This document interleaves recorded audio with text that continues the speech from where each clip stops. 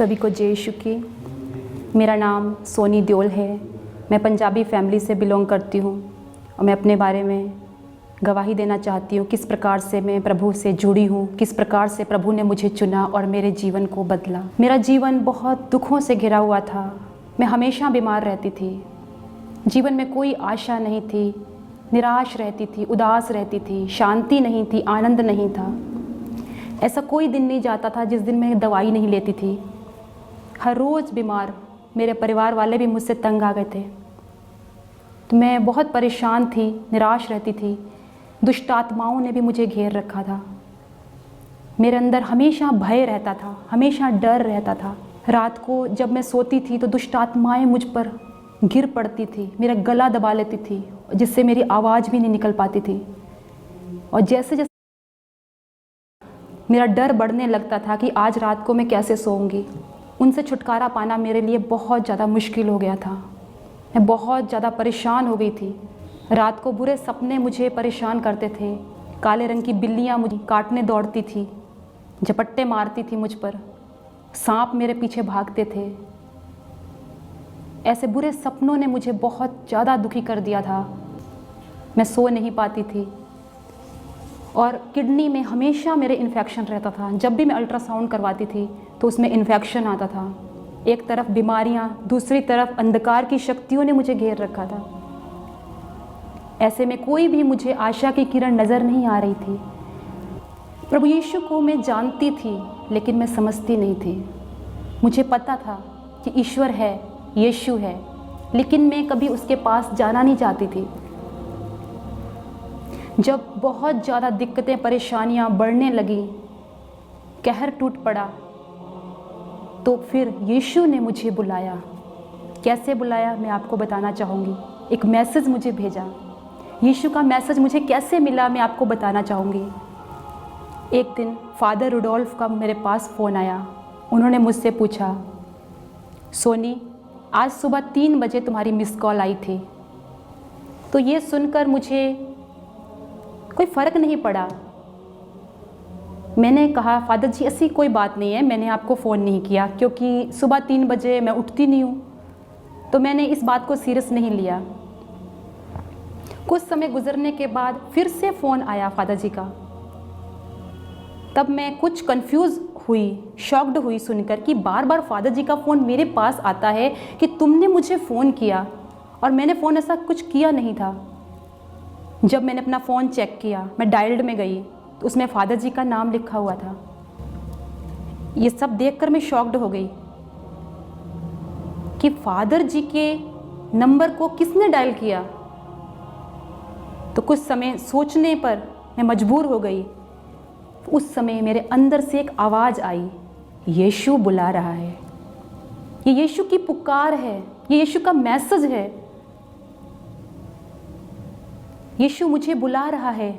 यीशु मुझसे कह रहा है, मेरी बेटी मेरे पास आओ, मुझ में सामर्थ्य है तुम्हें बचाने का, नया जीवन देने का सामर्थ्य है, मैं सब कुछ बदल दूंगा।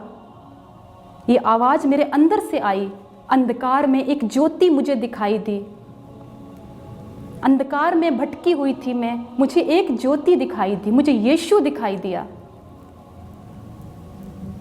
एक कहावत है, डूबते को तिनके का सहारा। उस समय यीशु मसीह एक तिनका बनकर मुझे डूबते हुए को बचाने के लिए आया। और फिर मैं समझ गई, मेरे अंदर आनंद उठा कि ये कोई और नहीं है, क्योंकि मेरे फ़ोन से कोई और कैसे कॉल कर सकता है, और वो भी फादर जी को। ये मैं समझ गई कि ये सब यीशु कर रहा है। मैं उठी और अपनी फैमिली से बोली कि मैं यीशु के पास जा रही हूँ। यीशु ने मुझे मैसेज किया है, यीशु की बुलाहट है, यीशु की पुकार है। मैंने चर्च आना शुरू किया। जैसे जैसे मैं चर्च आने लगी तब मेरी बीमारियाँ, मेरी परेशानियाँ ख़त्म होने लग गई। मैं यीशु के पास आई, खूब रोई, रोती हुई आई, प्रभु मुझे क्षमा कर दे, मैं तुझे स्वीकार नहीं कर रही थी, जबकि तू ही सच्चा ईश्वर है, तू ही जीवित ईश्वर है। अब मैं समझ चुकी हूँ, जिस प्रकार से उड़ाऊ पुत्र अपने पिता से दूर गया, सिवाय दुखों के उसे कुछ नहीं मिला, उसी प्रकार से मैं भी जब प्रभु यीशु से दूर थी, मुझे दुखों के सिवा, बीमारियों के सिवा, अंधकार की शक्तियों के सिवा कुछ भी नहीं मिला। मैं इस बात को स्वीकार करती हूँ। मैं प्रभु के पास आने लगी, प्रार्थना करने लगी, बाइबल पढ़ने लगी। धीरे धीरे सब कुछ सेट हो गया। फिर प्रभु ने मुझे एक बेटा दिया और उसकी सेवा करने में मैं धीरे धीरे बिजी होने लग गई। प्रभु से मेरा संपर्क टूट गया। अनुग्रह आश्रम आना मैंने बंद कर दिया क्योंकि मैं समय नहीं निकाल पाती थी।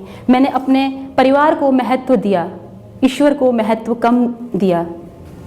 और फिर अचानक मुझ पर एक फिर से प्रॉब्लम आई। मेरे पेट में अचानक इतनी तेज दर्द उठा कि वो मुझसे बर्दाश्त नहीं हो पा रहा था और मुझे हॉस्पिटल ले जाया गया। डॉक्टर ने बताया कि तुम्हारे पेट में एक ब्लड की गांठ बन गई है जिसका अभी ऑपरेशन होना है।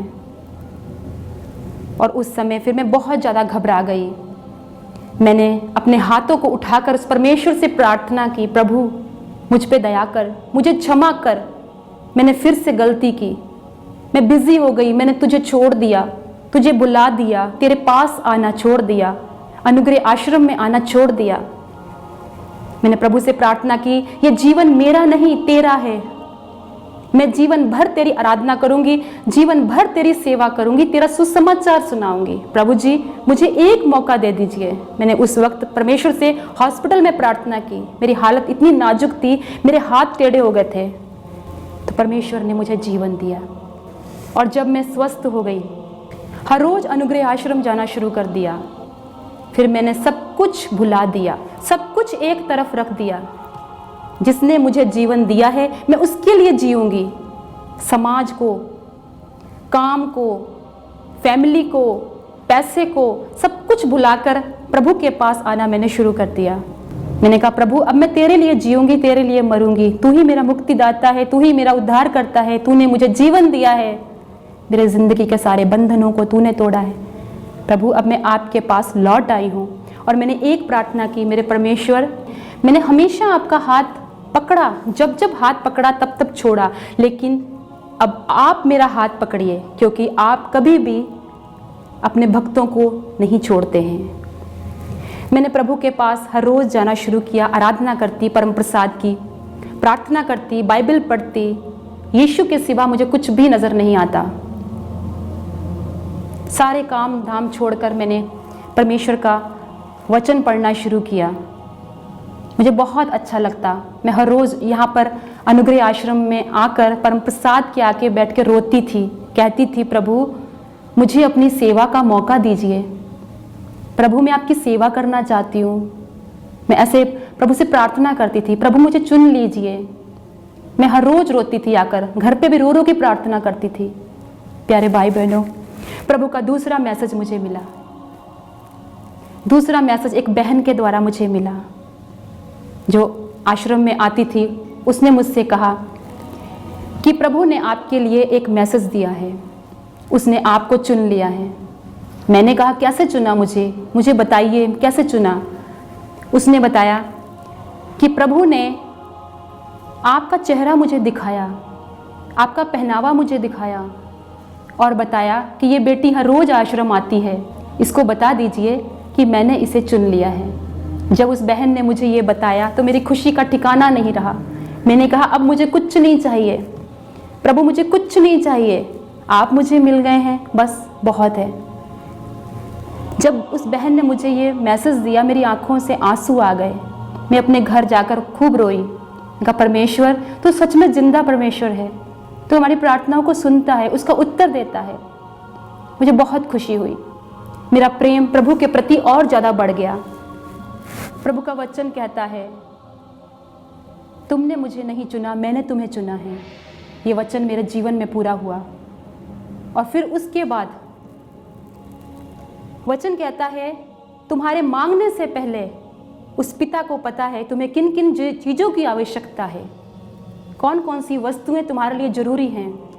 मेरे पास कोई रोज़गार नहीं था, कोई नौकरी नहीं थी, मैं बेरोज़गार थी। लेकिन मुझे फ़िक्र नहीं था इस बात का कि मैं बेरोज़गार हूँ, क्योंकि मुझे पता है मेरा पिता सब जानता है, मैं उसकी सेवा कर रही हूँ, वो मेरा भविष्य हमेशा उज्जवल बना के रखेगा। मैं जानती थी इस बात को। तो उसने मुझे एक रोज़गार दिया। अब मैं आपको बताना चाहूँगी कैसे उसने मुझे रोज़गार दिया। मैं तो अपने परमेश्वर की प्रार्थना में, आराधना में व्यस्त थी। हर रोज़ घर का काम निपटाकर अनुग्रह आश्रम में पहुंच जाती थी। 10 बजे आती, 11 बजे आराधना ख़त्म करके अपने घर वापस चली जाती थी। मुझे कोई मतलब नहीं था दीन दुनिया से, कोई मतलब नहीं था पैसे से। तो मेरे भाई ने एक बिजनेस खोला ऑनलाइन का। ऑनलाइन का बिजनेस उसने खोला, सारा पैसा अपना लगाया, रेडी किया दुकान को। उसने ये बिजनेस अपने लिए खोला था। देखिए परमेश्वर की योजना। उसने ये बिजनेस अपने लिए खोला, लेकिन कुछ ही दिनों में उसकी बहुत अच्छी नौकरी लग गई, बहुत अच्छी आमदनी पर, अच्छी सैलरी पर। और उसने मुझसे कहा, दीदी ये बिजनेस आपका है। मैंने कहा, मैं कैसे कर सकती हूँ, मुझे कुछ भी नहीं आता है। मैंने कभी कंप्यूटर को हाथ तक नहीं लगाया, मैंने कंप्यूटर को छुआ तक नहीं है कभी, मैं कैसे कर सकती हूँ। उसने कहा, मैं नहीं जानता हूँ, मेरी जॉब लग गई है, मैं जा रहा हूँ। अब चाहे आप इस बिज़नेस को चलाएं चाहे ना चलाएं, ये आपकी मर्जी है। मैंने सब कुछ परमेश्वर के हाथों में दिया और धन्यवाद दिया। मैंने कहा, प्रभु आपका वचन कहता है कि जिसमें शक्ति नहीं है आप उसको शक्ति देते हैं, जिसमें बल नहीं है आप उसको बल प्रदान करते हैं। प्रभु जी, आपने एक निर्बल को बल दिया, शक्तिहीन को शक्ति संपन्न किया है। अब आगे का काम भी आप ही मुझे सिखाइए। तो उसकी दया से मुझे सब कुछ आया। आज मैं वो बिजनेस संभाल रही हूँ, उस काम को कर रही हूँ, पैसा भी कमा रही हूँ और साथ साथ में सुसमाचार भी सुना रही हूँ, प्रभु की सेवा भी कर रही हूँ। हर रोज़ आश्रम भी आती हूँ और दूसरों के लिए प्रार्थना भी करती हूँ। प्यारे भाई बहनों, प्रभु यीशु मसीह ने मेरा जीवन पूर्ण रूप से बदल दिया है। मुझे बहुत आनंद है आज, बहुत खुशी है आज। यीशु ही सच्चा ईश्वर है, सच्चा प्रेम करने वाला परमेश्वर है। वो दुनिया के अंत तक हमारे साथ रहता है।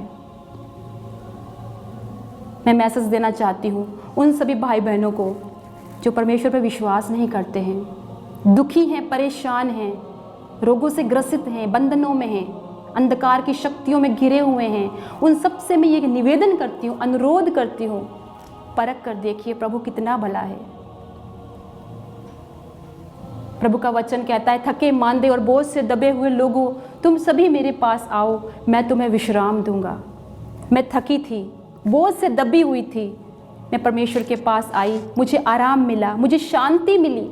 आज कोई दुख तकलीफ मेरे जीवन में आता भी है तो वो ज़्यादा दिन नहीं टिकता है।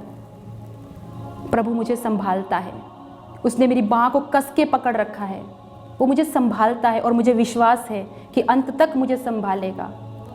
तो मैं उन सभी भाई बहनों से अनुरोध करती हूँ, हाथ जोड़कर प्रार्थना करती हूँ कि प्रभु को परखिए। प्रभु कभी किसी का साथ